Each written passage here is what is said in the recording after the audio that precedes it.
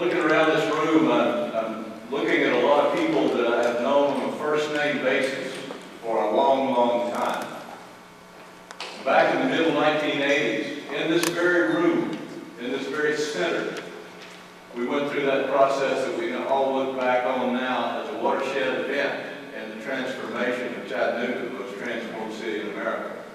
Chattanooga Vision 2000.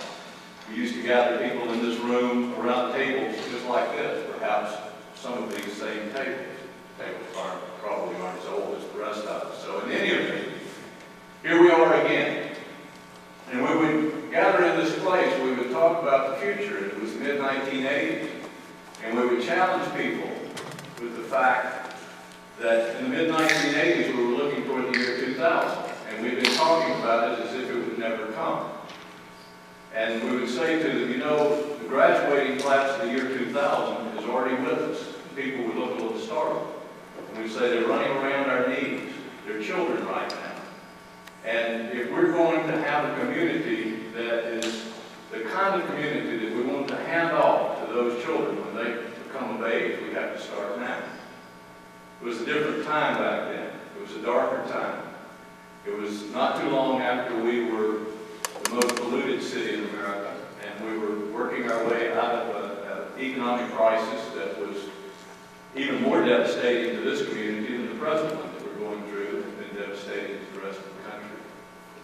But it was a time when people who were hopeful and helpful gathered together, people who were planners and dreamers, and we were dealing with a different kind of community then. We were dealing with the problem of shrinking and stagnation.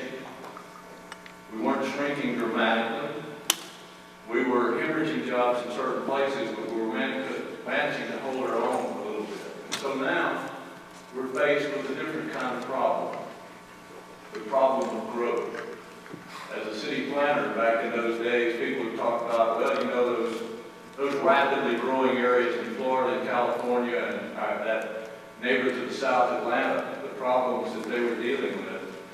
And we shake our heads and say, oh yeah, that growth, that's a terrible problem. And I think in the back of my mind, I'd love to have to wrestle with something like that problem once before I retire. And so here we are. We're an interesting region from Georgia and Tennessee. And we've had meetings like this, and we've had folks join us from Alabama. I don't know if anybody's here from that little section of Alabama today. But we have to think as a region. When I was growing up in North Georgia, I knew plenty of people who worked at the Volunteer Army Ammunition Plant. It wasn't as easy to get there from Lafayette, Georgia to BAAP and back in a reasonable amount of time as it is now. And so we're looking at job generators. We're looking at economic forces that are going to be challenging, but something that will improve all of our lives if we do the right thing. We're helpful and hopeful, and we keep the focus on that next generation growing up around us. They're going to take the reins very soon, and we're going to have to talk about schools. We're going to have to talk about roads. We're going to have to talk about those infrastructure things, those pipes that ties together water, sewer, all of those things, and how we finance it, and how we take advantage of what many people might think of as a disadvantage, being a multi-jurisdictional, multi-state community. The future is bright. The room is full. I think the right people are here and the right minds, and so let's get to work.